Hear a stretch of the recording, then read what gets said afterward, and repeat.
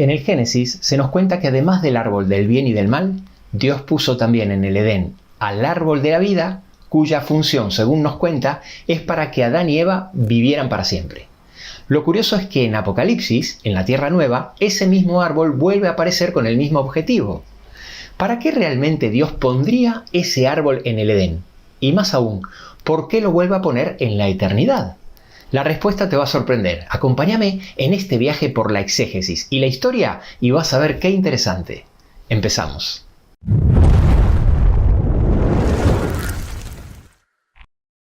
La Biblia compara el pecado con una enfermedad. Y si queremos hablar de salvación, para entender la cura es clave conocer el diagnóstico. De esta forma es fundamental entender qué es el alma y cómo fue afectada por el pecado. Con respecto al alma, existen dos grandes posturas. Por un lado, tenemos el concepto de la inmortalidad del alma, que enseña que el alma es inmortal por naturaleza. Y por otro lado, tenemos el concepto que en teología se llama condicionalismo, es decir, la inmortalidad condicional, que enseña que el hombre no es inmortal por naturaleza, sino que Dios concede la inmortalidad como un don solo a los salvos. La Biblia enseña muy claramente que desde el Edén hasta la Tierra Nueva, la inmortalidad del hombre siempre ha dependido del árbol de la vida. En Génesis 2:9 dice que además del árbol del bien y del mal, Dios creó también el árbol de la vida en medio del huerto. Y luego la Biblia explica claramente que después de que Adán y Eva pecaron, Dios los apartó del árbol de la vida para que no vivan para siempre. En Génesis 3:22 dice, y dijo Jehová Dios, he aquí el hombre es como uno de nosotros, sabiendo el bien y el mal, ahora pues que no alargue su mano y tome también del árbol de la vida y coma y viva para siempre. Según la Biblia, Dios expulsa a Adán y Eva del jardín del Edén precisamente para privarlo del árbol de la vida y evitar que viva para siempre. En el versículo 24 continúa diciendo, echó pues fuera al hombre y puso al oriente del huerto del Edén querubines para guardar el camino del árbol de la vida. Esto significa que la Biblia enseña que Dios no creó al ser humano inmortal, sino que incluso sin pecado, ya sea en el Edén o en la Tierra Nueva, la inmortalidad está condicionada al árbol de la vida. Si el alma fuera inmortal por naturaleza, este árbol sería innecesario. No sé si lo sabías, pero exactamente lo mismo ocurrirá en la Tierra Nueva después de la segunda venida de Cristo, cuando restaure todas las cosas. En Apocalipsis 2:7 dice, al que venciere le daré a comer del árbol de la vida, el cual está en medio del paraíso de Dios. En Apocalipsis 22:2, describiendo a la Tierra Nueva, dice, en medio de la calle de la ciudad estaba el árbol de la vida que produce 12 frutos, dando cada mes su fruto, y las hojas del árbol eran para sanidad de las naciones. Y luego en el versículo 14 dice, bienaventurados los que lavan sus ropas para tener derecho al árbol de la vida. Como puedes ver, Dios volverá a colocar el árbol de la vida en el paraíso para que los redimidos tengan vida eterna nuevamente. Es decir, que incluso en el paraíso nuestra inmortalidad estará condicionada al acceso del árbol de la vida. Exactamente igual que Adán y Eva antes de pecar en el paraíso edénico. Es decir, que la Biblia es muy clara y no deja lugar a dudas de que el hombre no es intrínsecamente inmortal, sino que su inmortalidad es condicional y depende de que tenga acceso al árbol de la vida. Si el alma fuera inmortal por naturaleza, este árbol no tendría sentido en el huerto del Edén, ni tampoco en la eternidad. Aunque con esta explicación del árbol de la vida ya sería suficiente, por supuesto no es el único indicio bíblico de que nuestra inmortalidad es condicional. Hace más de 2 años, poco después de iniciar el canal, saqué 3 videos cuyo link te dejo aquí en la descripción, donde muestro decenas de versículos donde la Biblia explícitamente explica 10 argumentos que demuestran que el alma es mortal. Pero déjame que te lo resuma en 2 minutos. Lo primero que deja claro la Biblia es la forma en la que Dios crea al hombre. Dios formó el cuerpo del hombre del polvo de la tierra y le dio vida soplando en su nariz aliento de vida, y fue el hombre un alma viviente. La Biblia enseña que el ser humano es un alma formada por un cuerpo y el aliento de vida, no que tiene un alma que se puede separar del cuerpo. Por consiguiente, la Biblia enseña con varios versículos que al morir, el espíritu o aliento de vida vuelve a Dios y el cuerpo al polvo, pero no dice nada de que el alma sube al cielo. De esta manera, en la Biblia, la palabra alma y vida son sinónimos, confirmando que un ser viviente es un alma. Y este es el motivo por lo que hay decenas de versículos que confirman que el alma puede morir o ser matada. no solo en el Antiguo Testamento, sino también en el Nuevo Testamento. Como si esto fuera poco, la Biblia aclara explícitamente que el único inmortal es Dios. No hay mención de ningún patriarca o profeta o discípulo que al morir haya ido al cielo, sino que simplemente fueron enterrados, tanto en el Antiguo Testamento como también en el Nuevo Testamento. También son muchos los textos que explican que el morir es como dormir porque no hay conciencia ni recuerdo, y que la inmortalidad es algo que se obtiene condicionalmente por la aceptación del Evangelio y a partir de la resurrección. Todos estos textos son claros al afirmar que la resurrección es pasar de muerte a vida, o de dormir a despertar, no recibir un cuerpo. La Biblia enseña que en la segunda venida Cristo resucitará a los que están en el sepulcro, o en el polvo, o en el abismo, no que les entregará un cuerpo a las almas que están o vienen del cielo. Y también explica claramente que el alma deja de existir hasta la resurrección y recién en el siglo venidero, a partir de la resurrección, heredamos la vida eterna. He escuchado infinidad de veces a predicadores decir erróneamente que el concepto de la inmortalidad condicional del alma fue desarrollado a partir del siglo XIX, pero nada más lejos de la realidad. Déjame contarte que hay evidencias de sobra de que en la iglesia primitiva muchos padres de iglesia también enseñaban que la inmortalidad era condicional. Estaba reservada para los justos y se obtenía solo a partir de la resurrección. Por ejemplo, Justino Mártir, uno de los apologistas cristianos más importantes del siglo II y ampliamente reconocido en la historia del cristianismo, afirmaba que solo los justos recibirán inmortalidad y que el alma no es inmortal. Él decía que si el alma es inmortal no hay necesidad de la resurrección, lo cual tiene toda la lógica. Él decía que nuestras almas no son inmortales por sí mismas, y claramente enseñaba que las almas de los impíos sufrirán castigo solo el tiempo que Dios quiera que sufran y luego serán destruidas. Ireneo de Lyon fue una de las figuras más importantes y reconocidas del cristianismo primitivo. Él también era condicionalista y no creía en la inmortalidad del alma per se. Él afirmaba que las almas no tienen vida en sí mismas, sino que la recibían como un don de Dios. Y enseñaba que Dios priva de la existencia a aquellos que se apartan de él, algo que no coincide con un alma inmortal. Y también afirmaba que los que son separados de Dios dejan de existir. Para Ireneo, solo después de la resurrección el hombre adquiere la inmortalidad. Teófilo de Antioquía decía que el ser mortal o inmortal dependía de nuestra elección. Y otros como Ignacio de Antioquía o incluso Arnovio de Sica, por mencionar solo algunos, que también afirmaban que el alma no era inmortal, sino que la inmortalidad era un don de Dios. Pero entonces, si la inmortalidad condicional está tan clara en la Biblia, con tantos versículos que enseñan que el árbol de la vida es el que daba y dará inmortalidad al hombre, y un ejército de versículos que explican los 10 argumentos que ya hemos visto, la gran pregunta es, ¿a qué se debe que el concepto de la inmortalidad del alma haya calado tan profundamente en la tradición cristiana? Bueno, déjame que en este video te lo cuente, esta vez no desde la teología exegética, sino a través de lo que descubrí a lo largo de los años desde la teología histórica, y verás qué interesante. En la antigüedad encontramos dos grandes tradiciones religiosas con visiones opuestas sobre el ser humano y la materia. Por un lado está la tradición indoeuropea, representada por pueblos como los hititas, los griegos, los persas, entre otros.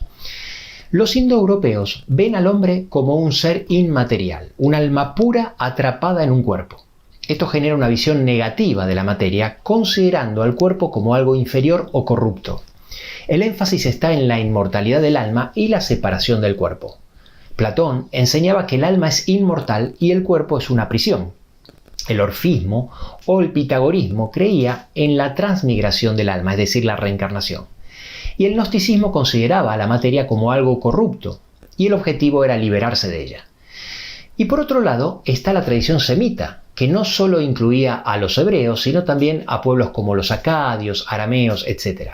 Los semitas veían al hombre como un ser material creado por Dios, dándole una valoración positiva al cuerpo o materia.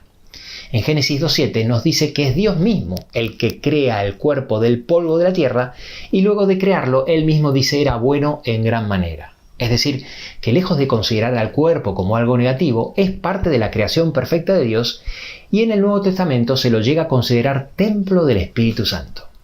Y de esta forma se entiende al cuerpo como una parte esencial de la identidad humana, lo que fundamenta la inmortalidad solo a través de la creencia en la resurrección de la carne. Esta idea se confirma en numerosos textos del Antiguo Testamento como los que te dejo en pantalla.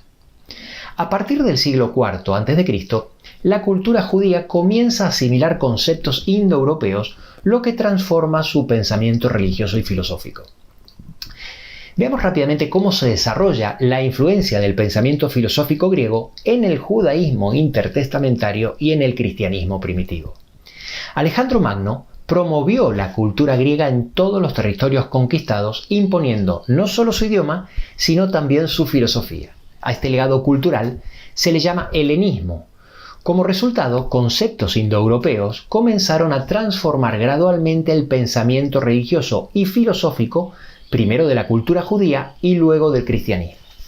Los judíos de la diáspora, es decir, aquellos que vivían fuera de Israel, dejaron de hablar hebreo y adoptaron el griego koiné, la lengua común del imperio. Esto llevó a la traducción del Antiguo Testamento al griego en el siglo III a.C., dando origen a la Septuaginta que permitió que las escrituras siguieran siendo accesibles. El helenismo influenció el pensamiento judío creando una división: los saduceos, que adoptaron elementos de la cultura griega, y los fariseos, que buscaron preservar la tradición judía. A finales del siglo I a.C. surge Filón de Alejandría, un pensador judío que intentó unir la fe hebrea con el platonismo, desarrollando una interpretación alegórica de la escritura. Filón hablaba del logos como un mediador entre Dios y el mundo, una idea que luego los cristianos adoptaron para explicar a Cristo. De hecho, la frase "en el principio era el logos" de Juan 1.1 no solo es una declaración teológica, sino también un puente entre la fe cristiana y la filosofía griega. El apóstol Pablo también utilizó conceptos filosóficos griegos para predicar el Evangelio, como lo hizo en su discurso en Atenas. Para el siglo I, el cristianismo se encontraba completamente inmerso en un mundo grecorromano. El Nuevo Testamento fue escrito en griego y la cultura de la época estaba influenciada por Platón, el estoicismo y el neoplatonismo. Tal como te comenté anteriormente, en los primeros siglos, teólogos como Justino Mártir e Ireneo de León enseñaban que el alma no era inmortal por naturaleza, sino que Dios concedía la inmortalidad solo a los justos en la resurrección. A medida que la Iglesia crecía, los teólogos cristianos comenzaron a usar terminología filosófica para explicar la fe. Clemente de Alejandría veía la filosofía griega como una preparación para el cristianismo, llamándola el pedagogo de los gentiles. Orígenes, influenciado por Filón, desarrolló una interpretación alegórica de la escritura, fusionando elementos platónicos con el cristianismo. Sin embargo, el máximo exponente de la influencia griega en el cristianismo primitivo fue Agustín de Hipona, uno de los teólogos más influyentes del cristianismo medieval. Recuerda que ninguna doctrina surge en el vacío, sino que está profundamente influenciada por su contexto histórico. En su juventud, Agustín fue seguidor de Platón y en particular de Plotino, el principal exponente del neoplatonismo. Después de una intensa lucha filosófica y espiritual, se convirtió al cristianismo a los 32 años, incorporando muchas ideas neoplatónicas a su teología, como por ejemplo la inmortalidad del alma. Si bien Agustín no fue el primer teólogo en mencionar el concepto de la inmortalidad del alma, fue quien la sistematizó con mayor impacto en la teología cristiana. Adoptó la enseñanza de Platón, aceptando de que el alma es inmortal por naturaleza, pero rechazó la idea de que el alma es preexistente, enseñando en su lugar que Dios la crea en el momento de la concepción. Desde entonces, en la Iglesia occidental, especialmente en la tradición católica romana, la idea de un alma inmortal por naturaleza se convirtió en la doctrina dominante. Como consecuencia, Agustín tuvo que enfrentar el desafío de cómo armonizar el pecado original con un alma pura entregada por Dios. En el judaísmo, este era un problema inexistente, ya que Dios no entrega un alma, sino que solo infunde aliento de vida a un cuerpo inerte y como resultado surge un ser o alma viviente. Pero en la concepción dualista de Platón, ahora llevada al cristianismo, surge la pregunta inmediatamente: si el alma es creada por Dios, ¿cómo puede nacer ya corrompida por el pecado? Todos los teólogos cristianos aceptaban el pecado original, pero debían explicarlo de forma coherente con la justicia y la bondad de Dios. Es decir, nadie negaba el pecado original, pero entre aquellos que abrazaron el concepto de la inmortalidad del alma, había diferentes intentos de explicarlo. No me quiero entretener mucho en este punto porque el motivo de este video es otro, pero para no dejarte con la intriga, te comento que a lo largo de la Edad Media se desarrollaron 5 explicaciones diferentes. Aquí en pantalla te dejo el gráfico por si te interesa y lo quieres mirar con pausa. Agustín desarrolló la teoría de la concupiscencia, pero también consideró el traducionismo y tampoco descartó el realismo. Él escribió sobre estas 3 teorías como explicaciones posibles, aunque nunca definió con certeza cuál era la correcta. Sin embargo, sí insistió en que el deseo desordenado jugaba un papel clave en la corrupción humana. A este punto, la discusión ya no era solo teológica, sino profundamente filosófica. Después de todo, si la Biblia no respalda la idea de un alma inmortal separada del cuerpo, mucho menos daría una respuesta sobre cómo ese alma supuestamente inmortal podría heredar el pecado original, ¿no te parece? Las consecuencias de aceptar el concepto de la inmortalidad del alma no fueron pocas y comenzaron a surgir de forma natural otros conceptos ajenos a la enseñanza bíblica. En primer lugar, la visión negativa del cuerpo llevó a considerar el sexo como algo impuro y corrupto, incluso dentro del matrimonio, permitiéndolo solo para la procreación. Redefinió la resurrección ya no como el paso de la muerte a la vida, sino como el regreso de un alma inmortal desde el cielo para recibir un cuerpo, una idea que contradice numerosos textos bíblicos de forma evidente. Y la separación del alma y el cuerpo llevó a la consideración de los sacramentos como medicinas espirituales que curaban el alma, creando una salvación centrada en los rituales en lugar de en una relación con Dios. Y ahora sí estamos en condiciones de responder a la pregunta que nos hicimos al principio. ¿A qué se debe que el concepto de la inmortalidad del alma haya calado tan profundamente en la tradición cristiana, a pesar de que la Biblia enseña con claridad la inmortalidad condicional? La respuesta es la misma de siempre. Se siguió la sabiduría humana, en este caso filosofía de pensadores griegos, en lugar de la sabiduría de Dios. Platón nunca conoció los textos sagrados judíos ni tuvo acceso a la revelación de Jehová. Aunque reflexionaron sobre la existencia de Dios, sus ideas eran puramente filosóficas basadas en el pensamiento pagano indoeuropeo sin relación con la palabra inspirada. Para que te des una idea, Platón creía que el alma es preexistente a nosotros y pasan por múltiples vidas hasta purificarse y regresar al mundo de las ideas. Así, el concepto de la inmortalidad del alma se construyó sobre la base de la filosofía griega totalmente pagana y no sobre la enseñanza de las Escrituras. Si alguien estudiara la Biblia con total imparcialidad, sin influencias externas, llegaría inevitablemente a la conclusión de que la inmortalidad es un regalo prometido solo para los salvos otorgado en la resurrección. La doctrina de la inmortalidad del alma no solo contradice la enseñanza bíblica, sino que también tiene consecuencias peligrosas, porque no solo distorsiona la imagen de Dios, sino que afecta la comprensión del plan de salvación. Para defender esta doctrina se recurre a unos pocos textos ambiguos que, además de que no hablan del tema, y lejos de ser concluyentes, permiten diversas interpretaciones. O se toman parábolas como la del rico y Lázaro y se interpretan como hechos históricos basándose en argumentos débiles, como por ejemplo el afirmar hasta la muerte que el uso de nombres propios en la historia hace que la parábola sea un hecho real como si de un dogma se tratase. Sí, ya lo sé. Cambiar un sistema de creencias no es fácil, pero no te preocupes. Pídele a Dios que te guíe y deja que el Espíritu Santo te ayude. Y si aún sigues aferrado a la creencia de la inmortalidad del alma, bueno, seguiremos siendo hermanos con creencias diferentes. Nos vemos en el próximo video.